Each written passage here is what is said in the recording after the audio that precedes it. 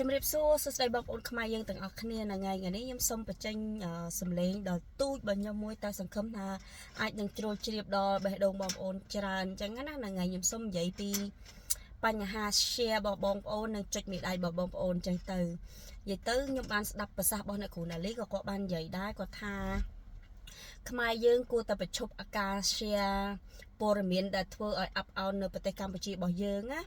ដូចជាស្លាយនៅក្នុង Facebook ខ្ញុំ2ថ្ងៃជាប់គ្នាហ្នឹងឯងខ្ញុំអូសមកឃើញដូចជាពិធីមង្គលការគេមានវាយគ្នាក្នុងពិធីមង្គលការហ្នឹងអីអញ្ចឹងណាប៉ុន្តែខ្ញុំអត់បានមើលស៊ីជម្រៅខ្ញុំគ្រាន់តែអូសមើលតែបន្តិចហើយខ្ញុំអូសរំលងទៅបាត់ទៅខ្ញុំអត់ share ខ្ញុំអត់ react អីទាំងអស់អញ្ចឹងណាហើយឥឡូវខ្ញុំសុំមកនិយាយពីប្រទេស New Zealand វិញបងប្អូនដឹងទេខ្ញុំប្រហែលជា2ខែ3ខែមុនដឹងទេកូនខ្ញុំគាត់ទៅមើលកុននៅក្នុង City Center របស់គេហ្នឹងហើយបើបងប្អូននៅថរងាគាត់ដឹងហើយឈ្មោះ Bayfair ហើយថ្ងៃហ្នឹងឯងខ្ញុំទៅប្រហែលជាម៉ោង5ល្ងាចហើយខ្ញុំទៅយកកូនពីផ្សារហ្នឹងមកវិញអញ្ចឹងហើយមានក្មេងជំទង់ណាគេចាប់លួចរបស់នៅក្នុង Kmart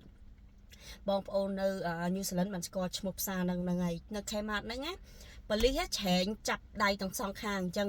ហើយអ្នកមើលឡើងច្រើនដោយថាគេអង្គុយអីចឹងគេងាកទៅមើលឈូឆគ្រប់គ្នាហ្មងណាគេមើល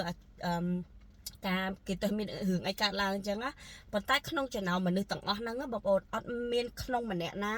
កាន់ទូរស័ព្ទចុចវីដេអូថតទេបងប្អូនហើយខ្ញុំនឹកឃើញថាបើប្រទេសខ្មែរខ្ញុំណា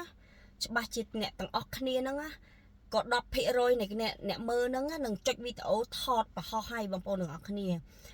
អញ្ចឹងហើយបានខ្ញុំចង់និយាយន័យធៀបជាមួយវីដេអូដែលពិធីមង្គលការហ្នឹងបងប្អូនខ្មែរយើងគឺចុច share ច្រើនខ្លាំងមែនតើអញ្ចឹងចង់និយាយថានៅប្រទេស New Zealand ណាគឺប្រទេសដែលមានសុវត្ថិភាពខ្ពស់ខ្លាំងមែនតើក៏ប៉ុន្តែនៅតែមានចោលដូចគ្នាបងប្អូនប៉ុន្តែបងប្អូនសូវលឺអត់ពីព័ត៌មានអស់ហ្នឹងគឺអត់មានទេបងប្អូនគេអត់ថតគេអត់បង្ហោះផ្សព្វផ្សាយពីព័ត៌មានដែលធ្វើឲ្យប៉ះពាល់នៅប្រទេសរបស់គេអញ្ចឹងណាបងប្អូនហើយនៅផ្សារទំនើបមួយហ្នឹង Bayfair ហ្នឹងណាក៏ធ្លាប់មានចោលបងប្អូនចោលទៅប្លន់វាយទូហាងពេជ្រនៅក្នុងផ្សារទំនើបនឹងដែរដូចគ្នាប្រហែលជាមួយឆ្នាំជាងមុន2ឆ្នាំម្ដងខ្ញុំភ្លេចហើយប៉ុន្តែបងប្អូនឃើញអត់វាអត់មានទៅ viral អត់មានល្បីខ្លាំងទេអត់មាន MMO ណាកាត់វីដេអូនឹងយកទៅផុសបន្តអីអត់មានទេទូក៏គេផ្សាយដែរប៉ុន្តែគ្រាន់តែគេផ្សាយគេស្ដាប់ហើយតែក្នុងប្រទេសគេអញ្ចឹងចប់គេអត់មានចែករំលែកបន្តឲ្យអាប់អោនកិត្តិយសរបស់គេអញ្ចឹងខ្ញុំសង្ឃឹមថាបងប្អូនខ្មែរយើងទាំងអស់គ្នារួបរวมចែករំលែកវីដេអូដែលល្អវីដេអូបន្តិចបន្តួចដែលធ្វើឲ្យអាប់អោនកិត្តិយសនៅប្រទេសរបស់យើងសូមកុំអីបងប្អូនអត់ចំណេញអីដល់ប្រទេសរបស់យើងទេបើប្រទេសយើង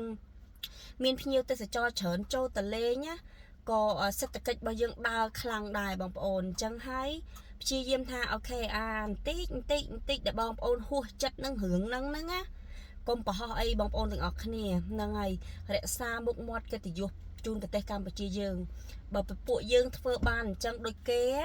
ពួកយើងនឹងខ្លាំងដូចគេដូចគ្នាអញ្ចឹងហ្នឹងហើយយោបល់ខ្ញុំមានតែប៉ុណ្្នឹងឯងសូមបងប្អូនទទួលជ្រាបបើសិនណាជាពេញចិត្តកុំភ្លេចចែករំលែកបន្តផងអរគុណ